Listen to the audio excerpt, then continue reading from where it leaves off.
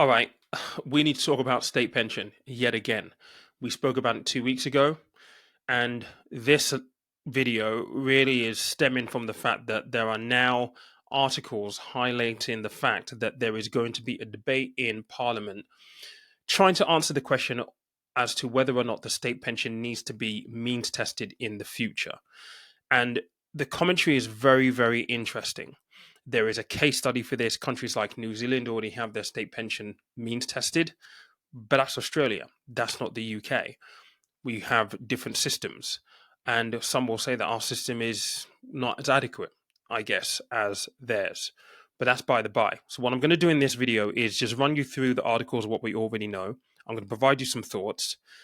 Ultimately, this is going to be educational, and I'm not going to tell you what to do because it's not my job to tell you what to do, but I'm going to give you some suggestions which I think are absolutely crucial. And I have some observations that I do want to make as well, just from my comment section from the last video and every other video that I've made around the state pension this year and last year, because this is something we've been speaking about for a long time now. This isn't and shouldn't be a surprise to anyone. It's not a surprise to me because we know for a fact that the state pension is unsustainable. For some reason, people still don't understand why it's unsustainable. That's a topic for another conversation. But let's just jump into what we already know. I'm going to share my screen with you. We're going to go through the articles which have surfaced, and we're going to look at some of the commentary that has now come out from, MPs, people in power right now who are spearheading this, saying that this needs to be a conversation that we have as a nation. So this is the first one. This is in the Express. Fury at threat of means test a state pension. How long have MPs been planning this? Good question. How long have they been planning this? I think it's been something that has been in the corridors of power for a very long time. Now, this is written by Harvey Jones, and he opens by saying that last week, which is the previous week, this was authored on the 17th of July.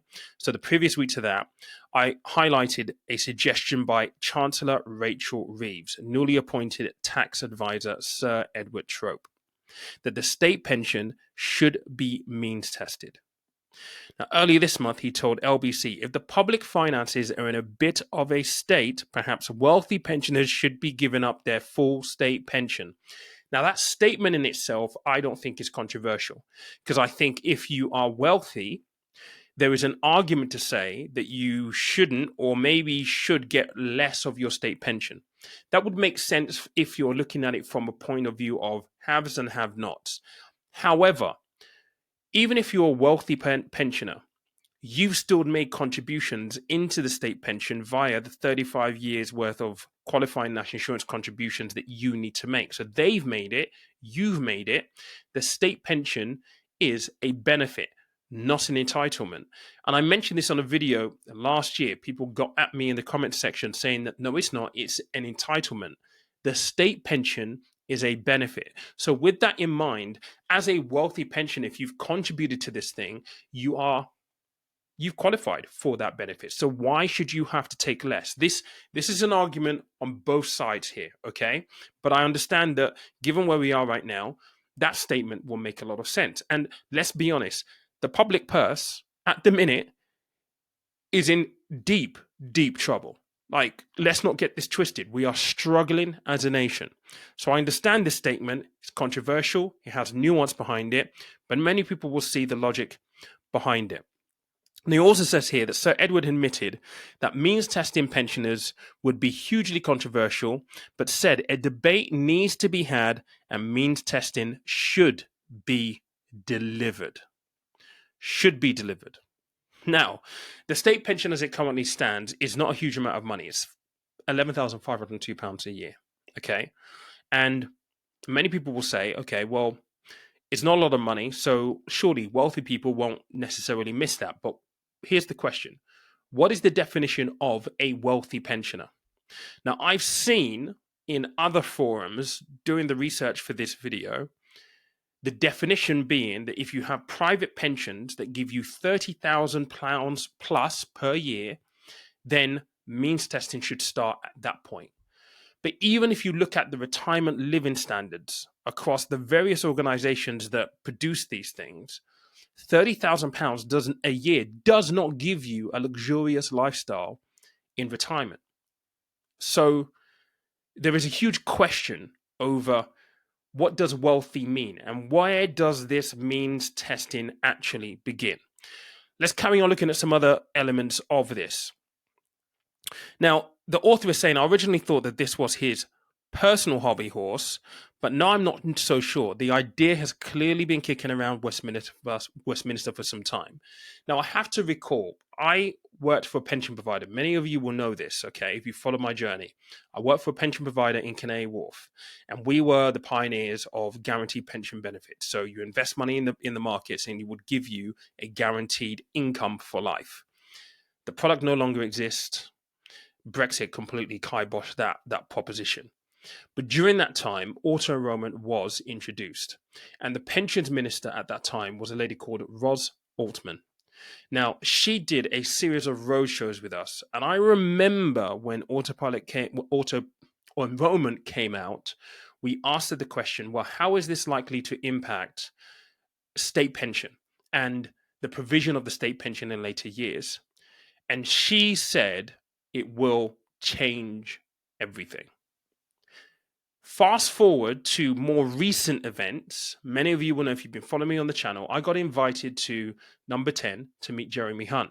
This is the day before they announced the general election. Inflation had come down to 2%, and we were asked to come along to ask him some questions. Now, one of the questions that was asked that day was, what is the government doing to remove barriers to get people to invest?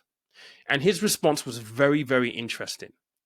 His response was, well, actually, we need to take a step back initially and think about why people should be investing. And his response was, because we need to reduce the reliance of people on the state for things like their pensions. I want you to be very, very clear. This has been in the works for some time. So the fact that this is now going to be something that they debate should be no surprise to anyone. If you've been really paying attention, should be no surprise to anyone.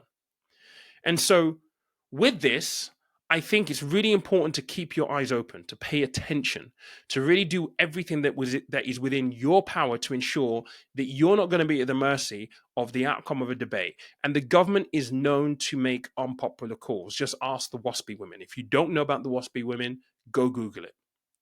Because when it comes to the public interest and sustainability of government, the calls that they're going to have to make are going to be tough ones.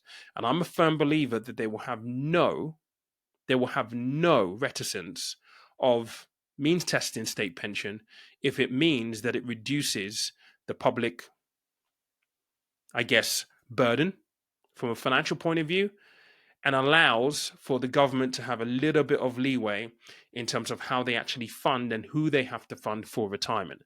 Remember, the main kickers for this are the fact, and let me just go full screen here, actually. Let's not go full screen. The main kicker for this is people are living much longer.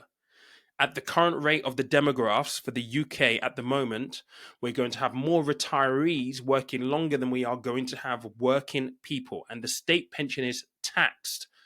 Is generated, is funded by the tax take. So if you have more people in retirement living much longer, fewer people in the workforce paying taxes, clearly it's unsustainable. On top of that, they've also promised that they're going to maintain the triple lock.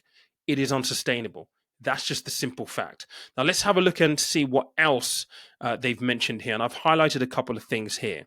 And this is something that Tories did last year. So on November 29th last year, during the debate on the government's new data protection bill, Labour MP Sir Stephen Timms noted that the Conservative Party ministers had just rushed an amendment through the Commons, allowing it to look into the bank accounts of everybody claiming state pension.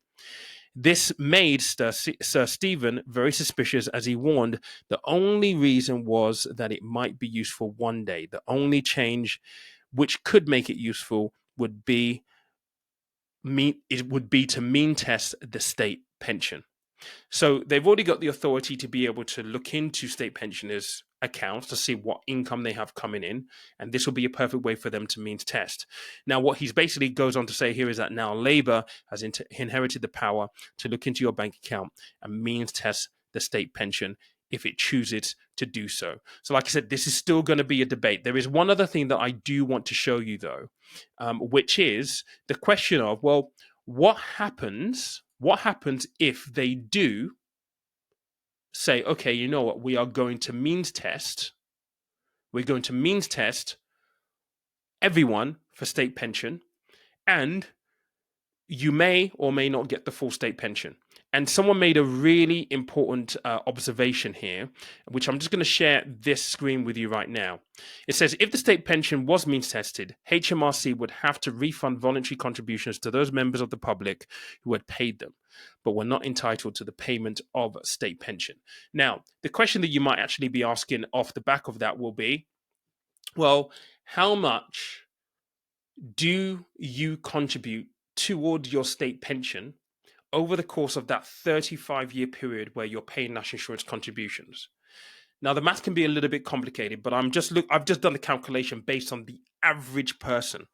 So the average person over the course of 35 years will contribute £85,806 in national insurance contributions. So if they did do this and HMRC were to offer refunds, you would get up to £85,000 back. Now, does that justify no state pension, given the fact that people are living much longer? And we've talked about life expectancy on this channel.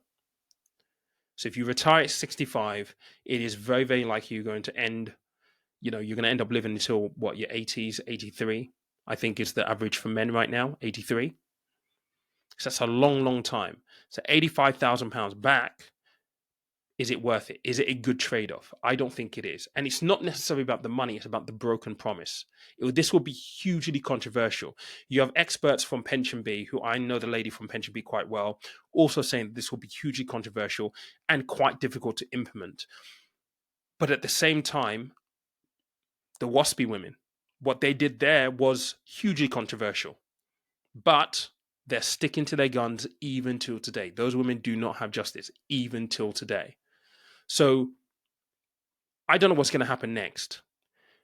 I really don't. And I think that if you are watching this, more than ever, now is so, so important for you to make sure that you have your own provisions locked down. This is a narrative that I keep hearing, which mind boggles me and it really annoys me. There is a comment on one of my videos, literally, that I read this morning. Someone was saying, well, if you take this guy's advice and you build up a private pension, you won't get your state pension. It makes zero sense to me.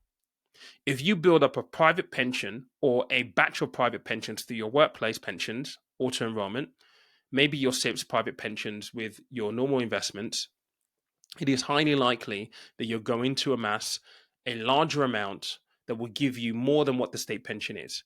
The bottom line is the state pension is only £11,500. That's the bottom line. It is not good enough to provide you with any form of a decent lifestyle. It just isn't. And so this reliance on the state pension as though you're guaranteed to get it, for me, it's just mind-boggling. I don't get how people don't understand that you need to have your own provisions. And I'm not here to tell you what to do. I'm just telling you from what I know, having worked in the industry and having watched my dad in his 60s panic that he didn't have a pension at all, and he died working. Do you really want that? It also brings into focus other things that people really need to be paying attention to during the course of their lifetime. Gone are the days where you can just bury your head in the sand and just live life, go to work, 9 to 5, raise a family, and not think about the future. Those days are gone. You have to be very proactive now. And if you don't know how, you need to upskill and learn how. And what I mean by that is you need to start thinking about what is your living situation going to look like in retirement? Do you really want to be at the mercy of rent?